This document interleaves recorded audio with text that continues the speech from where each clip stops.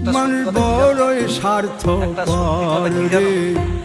বড়ই বিয়ে করেছিলাম বউ নিয়ে পাগল ছিল, স্বার্থপর। ছেলে পুলে নিয়ে বুকের সংসার দিয়ে মাঝে কাজ দিয়ে ঘর জায়গা দিয়ে সব নিয়ে দিলে চলছিল, যতন ঠিক আছে? কইরা তখন মানে ভাঙ্গে বুঝতাম না, কোনো জায়গায় যেতে পারতাম না, মানে কাজের মধ্যে কাজ দিয়ে চলছিল। বড়ই আজকে আমার কেউ নাই, স্বার্থপর রে, তো আমি সব জায়গাতেই বড়ই ঘুরছি, কিছু কিছু হলেও আনন্দ পাচ্ছি, স্বার্থপর। কোনো কষ্ট হয় না। বুকের মাঝে জায়গা এইটুকু দিলে বলতে পারি, যতন একটা মেয়ে কইরা যদি সে ভাঙ্গে যদি খুশি হয়ে থাকতে অন্তর। পারে, সে যদি কোনো জায়গায় সেও ভিডিও করছে বা বুঝছি সেও না ঘুরতে লাগে যাচ্ছে, আজকে যমুনা সব জায়গায় ঘুরতে পাখি, যাচ্ছে, কেউ যদি যতন স্বাধীনভাবে কইরা বাঁচতে চায় আমি কেন বুকে পারবো না? রাখছি।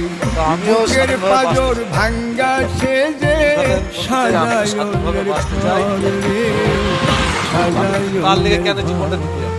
মানুষ তার লেগে আমি বড়ই জীবনটা কেন দিতে যাবো? স্বার্থপর আমি রে, এইভাবে জিন্দগি কাটাতে চাই। বড়ই যাই হোক, স্বার্থপর। দেখতে পাচ্ছেন তো আমি বুকের চলে এলাম তোমাদের একটা ভিডিও। আর সত্যি কথা বলতে কি, ও মেয়েকে আমার আর দরকার হবে না। কেন, আমি প্রচুরবার ফোন করেছি, বহুবার ফোন করেছি, ফোন আমার আর তুলে নেই। সে কারণে আমি আর ওকে আর চাই না, কেননা আমি মন থেকে ডিলেট করছি। একটা ছেলের মনে যদি পাথর বসে যায় না, সে মেয়েকে আর দরকার হয় না। শুধু মাঝে মাঝে ভাবি যে দুটো মেয়ে আছে, তাদের একটা চিন্তা ভাবনা ছিল। তো যাই হোক, দুটো মেয়েকে এইটুকু বলতে হবে, দরজা সারা জীবন তাদের লেগে খুলে থাকে, কিন্তু ছেলের মায়ের লেগে দরজা খুলবো না। ছেলেদের লেগে সবসময় আমার দরজা খোলা থাকবে।